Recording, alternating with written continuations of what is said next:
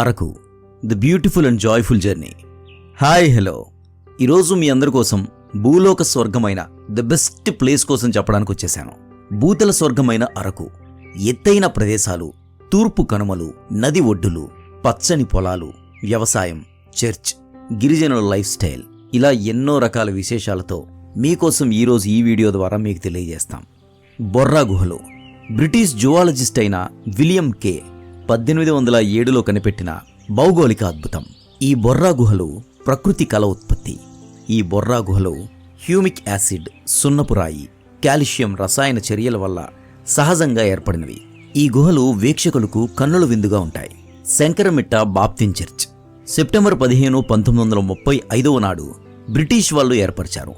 Canadian architect rock Smith Baptist church Gothic స్టైల్లో నిర్మాణం చేశారు.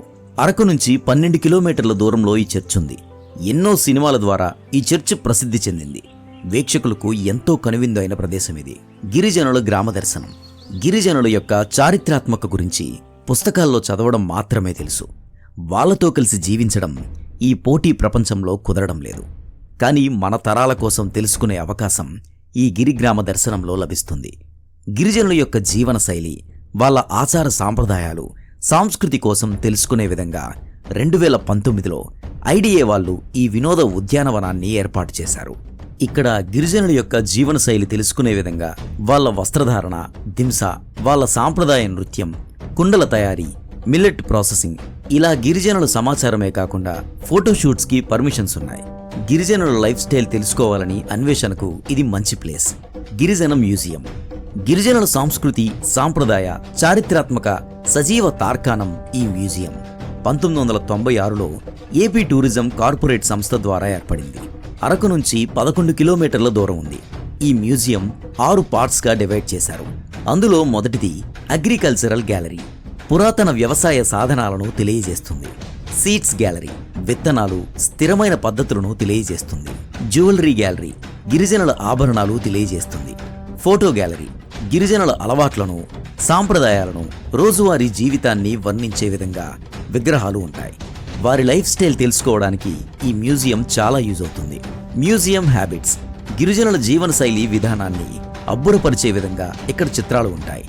ముట్టదురా హౌస్, గిరిజనులు వాడినటువంటి వంట పరికరాలను ప్రదర్శించారు. అంతేకాకుండా boating, sky cycling, wall climbing అంటూ వినోదాలకు అనువుగా ఉంటుంది.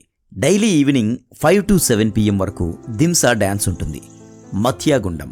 ఈ గ్రామం పురాతన ఆలయానికి నిదర్శనం. మత్యరాజుల వారసులకు ఈ చెరువు ఆశ్రయమిస్తుంది. ఇక్కడ ప్రజలు భక్తితో ఈ చెరువులోని చేపలను వేటాడరాదు మరియు తినరాదు అని కట్టుబాటు పెట్టుకున్నారు. మత్యలింగేశ్వర స్వామి దేవాలయం ఇక్కడ స్థల పురాణం.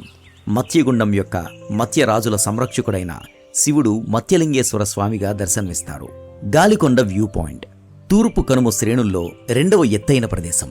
అరకు నుంచి 35 కిలోమీటర్ల దూరంలో ఉంది. సూర్యోదయం కానీ సూర్యాస్తమయం కానీ అద్భుతంగా ఉంటుంది. ప్రకృతి ప్రేక్షకులకు ఇది మంచి ప్లేస్. మర్దగూడ adventure park. సాహస ప్రియులకు ఎంతో అద్భుతమైన ప్లేస్ ఇది. స్వర్గధామం ఈ ప్రదేశం. లో rope course and highlight activities, jeep line, artificial wall climbing, high speed cycling నిపుణుల సంరక్షణలో అనుకూలంగా ఉంటుంది. Dragon fruit garden, swimming capsule, టన్నెల్లో నైట్ ఇక్కడ స్టే చేయవచ్చు. Ultimate happiest place. Madagada view point. గిరిజనుల లైఫ్ స్టైల్ పరిచయం చేసే ఎంట్రీ పాయింట్ ఇది. ఇక్కడ దింసా డ్యాన్స్, ఫన్ యాక్టివిటీస్, కుండలు తయారీని చూడవచ్చు. ఇక్కడ కుండలు మన చేతులతో తయారు చేయవచ్చు. Coffee plantation. చెర్రీ లాంటి బెర్రీ నుంచి కాఫీ గింజలు తయారు చేస్తారు. 93,000 రైతులతో 1.5 లక్షల ఎకరాల అరబిక్ కాఫీ పంటలను ఇక్కడ పండిస్తారు. 1898లో ఈ కాఫీ ప్రయాణం స్టార్ట్ అయింది. 2019లో జియోగ్రాఫికల్ ఇండికేషన్గా గుర్తింపు వచ్చింది. ఈ ఎర్రని చెర్రీలను ఎండబెట్టి కాల్చి కాఫీ పౌడర్ను తయారు చేస్తారు.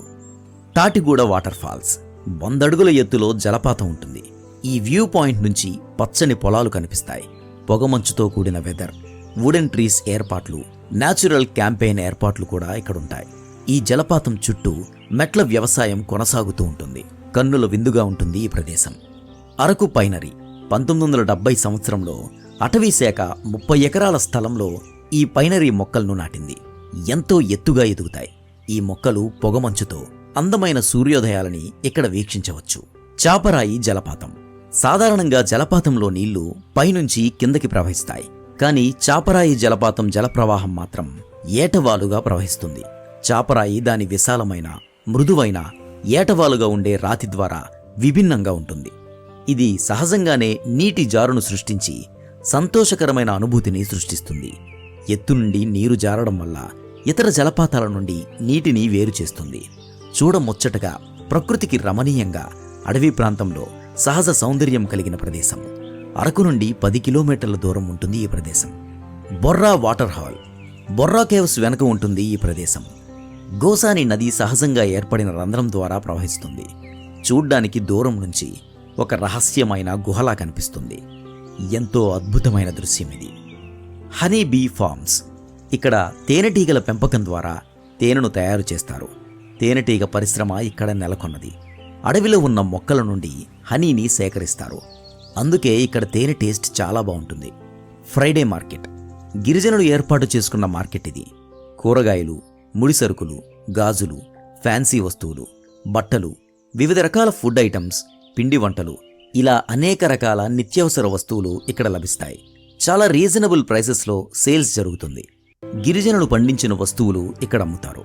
ఎటువంటి ఎరువులు లేకుండా సహజ పద్ధతిలో పెంచినటువంటి వివిధ రకాల కూరగాయలు, పండ్లు, వివిధ రకాల ధాన్యాలు లభిస్తాయి. ఇలా ఎన్నో రకాల సమూహాల సమ్మేళనమే ఈ అరకు ప్రదేశం. ప్రకృతి రమణీయత, ప్రశాంతమైన వాతావరణం, స్వచ్ఛమైన గాలి, పక్షుల కిలకిలా రావాలతో ఎంతో సుందరమైన భూతల స్వర్గమైన అరకు. ఇలా మరెన్నో విశేషాలు తెలుసుకోవడానికి మా ఛానల్ని సబ్స్క్రైబ్ చేయండి, షేర్ చేయండి, లైక్ చేయండి, ఫాలో కొట్టండి.